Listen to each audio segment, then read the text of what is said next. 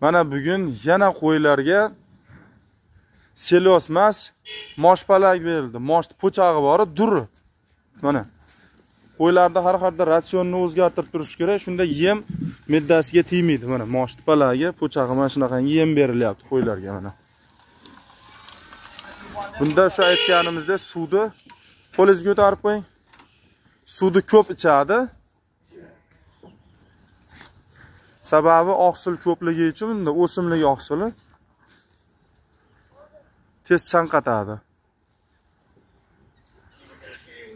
Bu taraf qo'chqorlar taraf mana.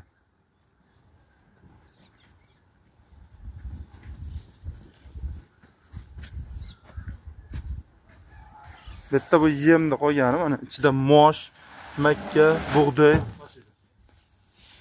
aralashiga berilaveradi mana qo'chqorlar.